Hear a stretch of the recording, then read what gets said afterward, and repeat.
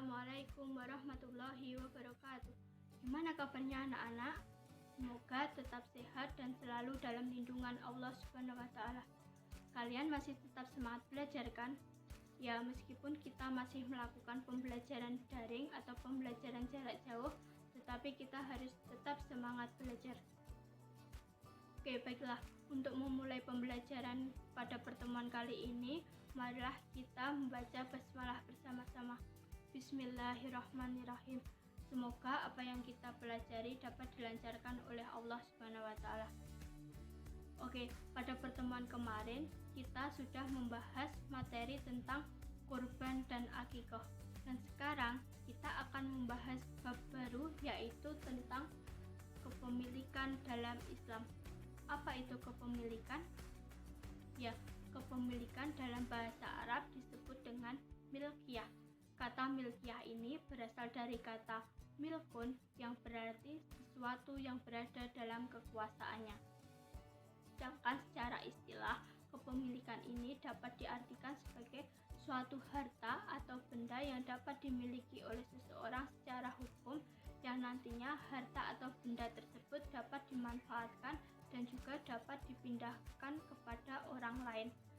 Jadi, kepemilikan adalah hak seseorang untuk memiliki suatu harta atau benda. Adapun mempertahankan dan menjaga hak milik seseorang ini, hukumnya adalah wajib. Jadi, kita harus bisa merawat atau menjaga barang ataupun harta yang kita miliki. Jangan sampai kita tidak merawatnya ataupun bahkan sampai merusaknya. Dalam Islam, harta benda atau barang dan jasa ini harus jelas kepemilikannya. Mengapa demikian?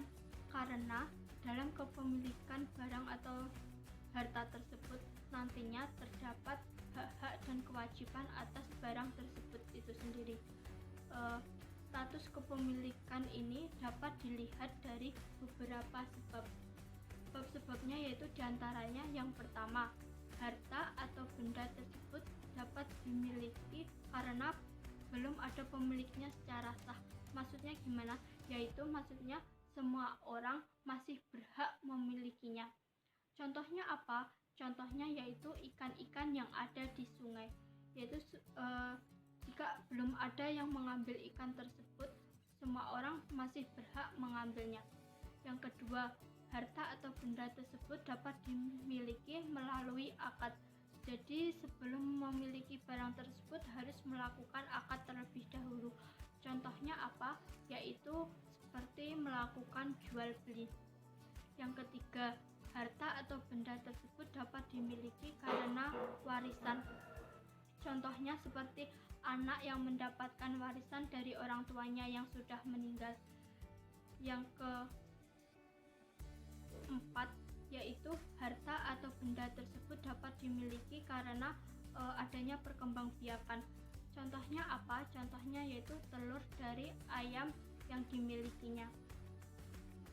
Dalam kepemilikan ini juga ada beberapa macamnya. Di antara macamnya yang pertama yaitu kepemilikan tam atau kepemilikan penuh. Maksudnya gimana? Maksudnya yaitu penguasaan ataupun pemanfaatan barang atau harta tersebut dapat dimiliki secara bebas dan dapat dibenarkan secara hukum.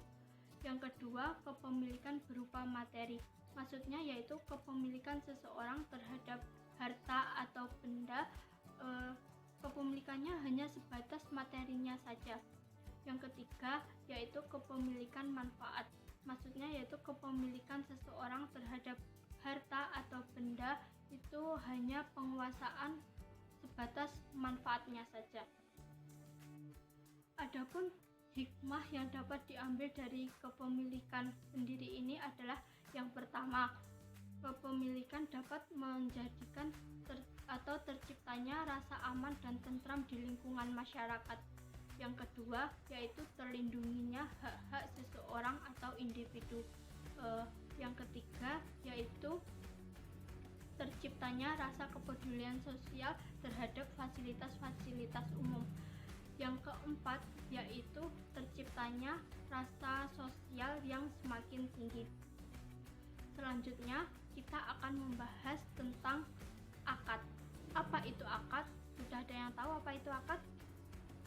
Ya, akad menurut bahasa berarti ikatan atau persetujuan.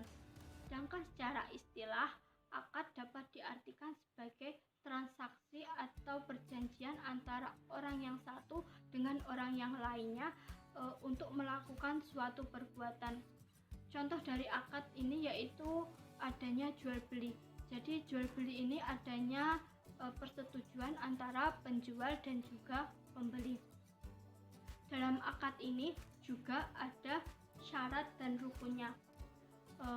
Rukunnya yang pertama yaitu adanya orang yang bertransaksi atau dapat dikatakan antara penjual dan pembeli.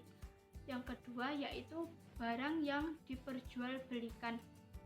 Yang ketiga yaitu adanya ijab qabul.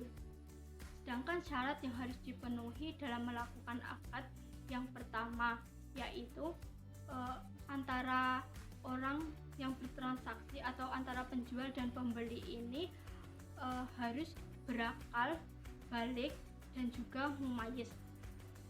Yang kedua, barang yang diperjualbelikan atau yang menjadi objek transaksi ini barangnya harus bersih dan juga dapat bermanfaat, bukan barang-barang yang diharamkan oleh agama. Yang ketiga yaitu ijab qabul. Syarat dari ijab qabul ini yaitu ijab qabul harus dilakukan dalam satu majelis. Akad ini juga ada beberapa macamnya. Macam dari akad itu yang pertama yaitu akad lisan.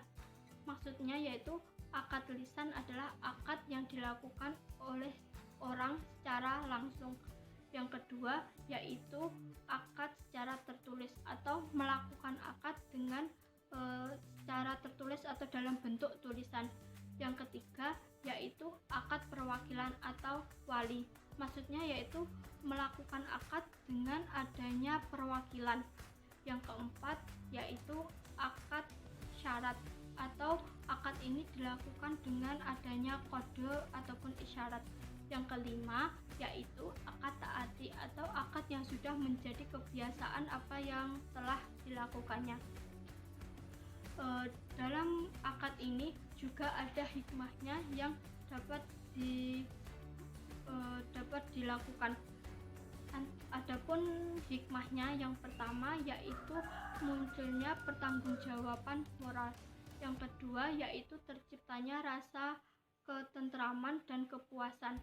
Yang ketiga yaitu terhindarnya perselisihan. Yang keempat yaitu terhindar dari kepemilikan yang tidak sah. Yang kelima yaitu dengan adanya akad kepemilikan menjadi jelas. Berikut pemaparan materi dari Ibu. Selanjutnya Ibu akan ada pertanyaan atau pertanyaan yang harus dijawab. Pertanyaannya yang pertama yaitu jelaskan sebab-sebab adanya kepemilikan. Pertanyaan kedua yaitu jelaskan syarat-syarat benda dalam akad. Yang ketiga yaitu jelaskan arti kepemilikan secara bahasa ataupun secara istilah. Yang keempat yaitu jelaskan hikmah dari kepemilikan. Yang kelima yaitu sebutkan macam-macam akad dan berikan contohnya. Baik, itu tadi pertanyaan dari Ibu. Nanti pertanyaannya bisa dijawab dan dapat dikumpulkan di forum kelas. Sekian pembelajaran pada pertemuan kali ini. Sebelum ditutup, marilah kita membaca hamdalah bersama-sama. Alhamdulillahirabbil alamin. Semoga apa yang kita pelajari dapat bermanfaat dan ada kurang lebihnya dari Ibu. Ibu mohon maaf yang sebesar-besarnya. Akhiran, wassalamualaikum warahmatullahi wabarakatuh.